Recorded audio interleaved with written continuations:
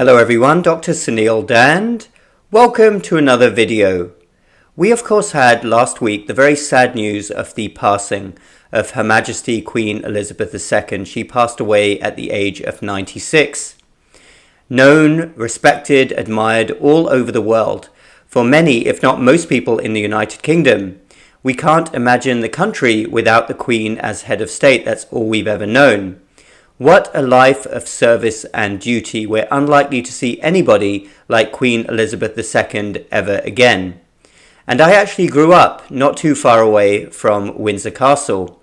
And growing up, we would regularly catch glimpses of members of the royal family. We would see their motorcade go past. And I want to share a story with you from high school. I had a friend who was once out cycling. He was on a bicycle. I think he was with his dad. And the weather was really bad. It was raining. And he remembers this series of cars going past. It looked like a motorcade. And he actually fell off his bike. And as he was getting up, he was a little bit dazed. And he remembers the motorcade pulling over. And suddenly this butler-like figure got out of one of the cars and said, "Her Majesty would like to know if the young man requires any assistance." And he was fine. And he said, "No, I'm okay. That's fine. Thank you for asking." And the butler got back in the car and the motorcade drove off. And then him and his dad looked at each other and said, "Oh my goodness, what just happened?" I wanted to share with you that story of Queen Elizabeth II showing concern for a young man who had fallen off his bike. Queen Elizabeth II, who passed away at the age of 96, lived a long and healthy life up until relatively recently. She was extremely healthy for a lady in her 90s. And I don't doubt that it's because she practiced a lot of very good lifestyle habits. And as a doctor whose primary area of interest is lifestyle medicine and metabolic health, this of course interests me. And I want to share with you some of her health habits in this video. Firstly, I know a lot of people will say, well, she was very rich, she was catered to, and she had great genetics. Now, research has shown that generally anybody's health at any one point in their life is only about 20 to 30% your genetics. Your lifestyle habits make up the vast majority of the contributing factors to your level of health at any one point in time, which is a great thing. And remember, people who are very rich and catered to can easily tip the other way into gluttony. The Queen did not do that. She practiced great lifestyle habits for her whole life. And some of these include the following. First and foremost, obviously, is what she ate. She was very big on eating natural, fresh, whole foods. She didn't eat the processed and packaged foods, which have now swept over large swathes of the Western world. She ate real foods for most of her life. When you look at what her menus were, what her favorite foods were, they were very good foods. Now, I can talk for a long time on how processed and packaged foods have led to the health disasters that we've seen unfold across the Western world. We've got so many things wrong in our field of nutrition. Many doctors don't even understand this, but a calorie is not really a calorie. It's what's done to the food that counts. Food which is highly processed, which is made in factories by food conglomerates with things added to them. If you look at the labels on many foods, they have an unbelievable amount of ingredients.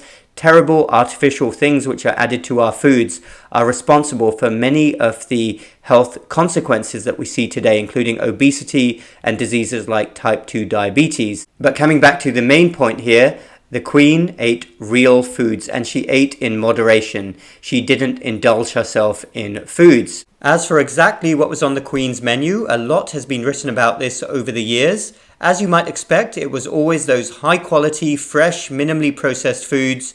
But remember, this doesn't mean that for everyone else, real food always has to be prohibitively expensive. Let's also add that the Queen wasn't ridiculously strict. She would enjoy her treats and desserts, but again, sensible amounts. Hardly a royal feast for every meal. And sticking with what she ate and drank, she was also a regular tea drinker. Research shows that tea drinking is very good for one's health. I myself am a huge fan of drinking tea. She did drink alcohol, but in moderation. She never smoked throughout her whole life. In fact, rumor has it that she persuaded many members of her family to stop smoking, including her husband. She treasured her sleep. She was very big, apparently, on having at least 8 hours of sleep every night. How many of us strive for that? Most people out there get way less than the recommended amount of sleep every night.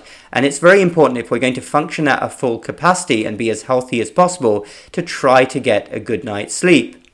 Then let's look at her level of activity. She was huge on being as active as possible. She loved walking. She loved being outdoors, getting a good amount of vitamin D. Her favorite sport was horse riding, or horseback riding, as you say in the United States. A great cardiovascular exercise. She, of course, would be very social. She would meet a lot of people as part of her everyday duties. She owned dogs throughout her whole life, corgis. She was a corgi lover, and she had corgis throughout her life. And we know that as well as making us more physically active, pets, especially dogs, are great for our emotional and mental well-being. She had her faculties about her for her whole life. How many people in their 90s are as sharp as she is? Research shows that if you keep your mind as active as possible, you can help ward off dementia. And she was certainly somebody that had piles of paperwork to do every day. She liked to read, she liked to do quizzes, and she stayed on top of current affairs. She knew exactly what was going on in the world. Now, of course, there are never any guarantees with health. All we can do is try to practice as many good health habits as possible to increase our chances of a long, healthy life. And the Queen certainly practiced a lot of these healthy lifestyle habits. Finally, I can't finish without adding what a great role model she was emotionally, at least in her public face. She was a true Stoic. Now, those of you who watch my videos know that I'm a huge fan of Stoicism. Now, I don't think that the Queen was a Stoic in the sense that she was a great reader of the works of Marcus Aurelius or the other original Greco-Roman Stoics, but she displayed a lot of the character traits of a Stoic. Somebody who remains calm at all times, certainly publicly. She was not prone to wild emotional swings. And how hard is it to remain classy in the face of all of the madness going on in the world? And she was somebody who always remained classy. So if we're looking for a great role model out there when it comes to health and well-being and healthy lifestyle habits, look no further than Queen Elizabeth II. May she rest in peace.